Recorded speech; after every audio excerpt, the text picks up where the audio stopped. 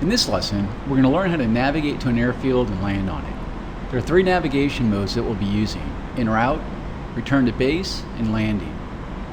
These submodes are selected automatically at the appropriate points along the assigned flight path, but they can also be cycled manually. In this lesson, we'll use the automatic method.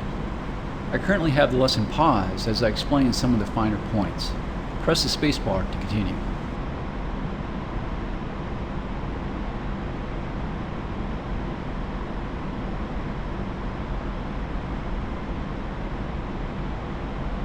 What we'll learn in this lesson is how to navigate to a waypoint using en route mode, switch to return mode automatically, and then switch to landing mode automatically. We're currently in en route mode as indicated in the bottom left corner of the HUD. This mode allows us to fly from waypoint to waypoint in sequence automatically, as we did in the prior navigation lesson. However, in this lesson, we'll try manual selection. Our current waypoint is 0, our starting point, as indicated in the bottom right corner of the HUD with a range of 0. Press left control and tilde to manually select waypoint 1. Good, you will now see that waypoint 1 is selected with a range of 8.6 kilometers. Press left control and tilde again to select waypoint 2. You can see that waypoint 2 is 15.5 kilometers from us. As we learned in the prior lesson, we can see the direct heading to the waypoint is indicated by the yellow arrow on the HSI, and the twin white arrows indicate our path to fly the course line. Directly above the HSI is the Attitude Director Indicator, or ADI. This is a sphere with one hemisphere white and one hemisphere black. In the center of the ADI is a white aircraft symbol. This aircraft symbol stays stationary in pitch, but will rotate as you maneuver and roll. The ADI ball will move in pitch in relation to the aircraft symbol. When the aircraft symbol center is over black, your nose is below the horizon. If the aircraft symbol center is over white, your nose is pointing above the horizon. Press the spacebar to continue. In the center of the ADI are 2 yellow lines to help assist you reach the waypoint via the course line. The course line is a direct line between 2 waypoints. The vertical line indicates your required azimuth steering to reach and maintain the course line. When the yellow vertical line is centered on the ADI, you are flying on or to the course line. If the vertical line is off to either side, put your stick in that direction until the vertical line centers on the yellow The yellow horizontal line indicates your elevation to course line. When centered on the ADI, you are flying at or to the set course altitude for that waypoint. If the yellow line is on the lower half of the ADI, push the stick forward until the yellow horizontal line centers on the ADI and adjust pitch to keep it centered. Conversely, if the yellow horizontal line is above the center line of the ADI, pull back on the stick until the line centers. Along the top and left side of the ADI are your heading and elevation deviation scales. The more the lines are from center, the greater you are off the direct path to reach the waypoint. Let's practice this as we fly to waypoint 2. I will unpause the lesson when you press the spacebar. You'll first need to intercept the course line between waypoints 1 and 2. Note that the ADI steering bars and the HUD navigation circle provide us the same information. Fly the aircraft to center the ADI steering bars by adjusting the pitch and roll to keep the bars centered on the ADI. Or, you can fly to keep the navigation circle on the HUD in the very center of the pitch and bank indicator. The choice is yours. Also remember that the assigned airspeed and altitude for the waypoint are indicated as smaller digits above your current airspeed and altitude. Fly to waypoint 2.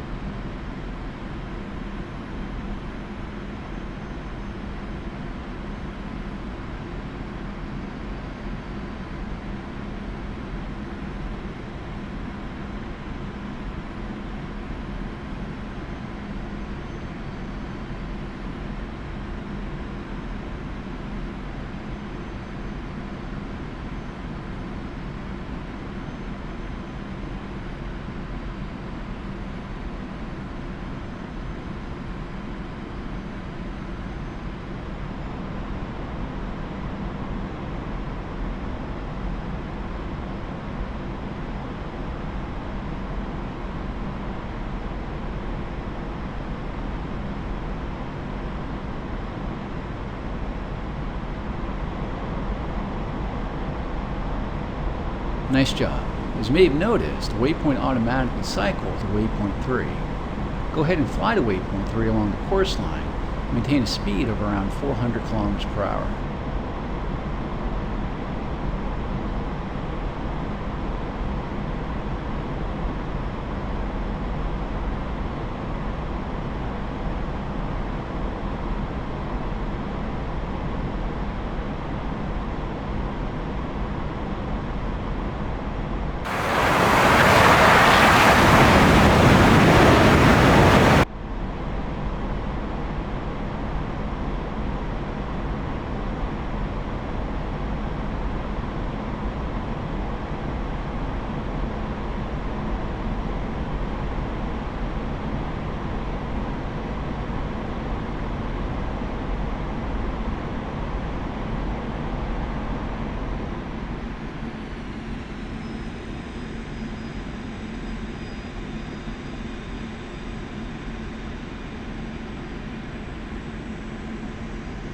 Now that you've reached the last en route waypoint, notice the return mode has automatically been selected as indicated as RTN in the lower left corner of the HUD.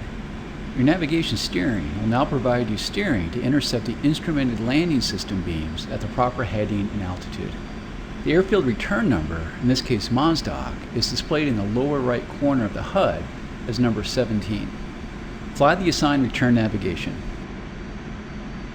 We've now entered the ILS beams and have automatically switched to the landing mode as indicated by the LNDG indication in the bottom left corner of the HUD. The ILS contains a glide slope beam to help guide you vertically, and the localizer beam helps you to guide horizontally. Below the landing indication is a K indication that lets you know that you have captured the ILS beams.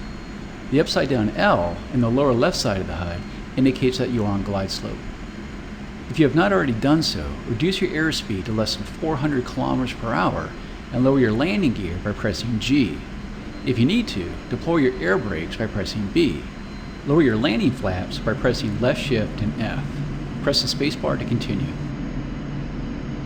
Also in the HUD are a large and small circle. The large circle is your director circle.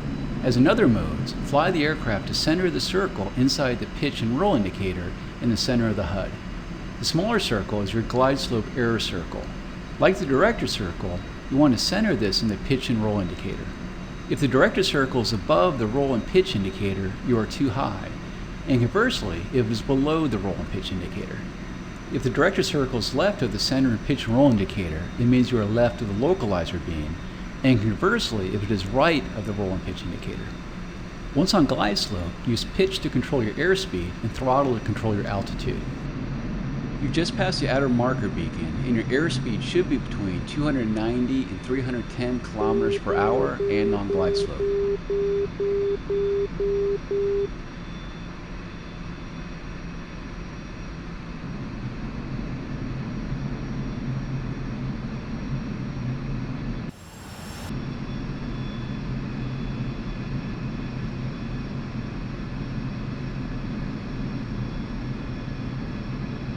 You have now passed the inner marker beacon, and your airspeed should be between 250 and 270 kilometers per hour.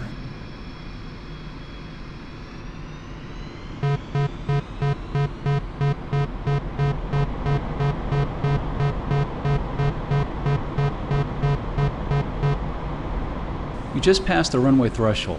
When the radar altimeter indicates 5 meters, reduce the throttle to idle and flare the nose such that the sink rate, as indicated on the right side of the HUD, is between 1 and 2 meters per second.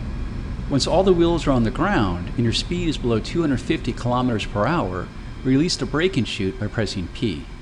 Hold down the W key to apply the wheel brakes until the aircraft comes to a complete stop. Looks like you got her down in one piece. You can end the lesson now by pressing the escape key.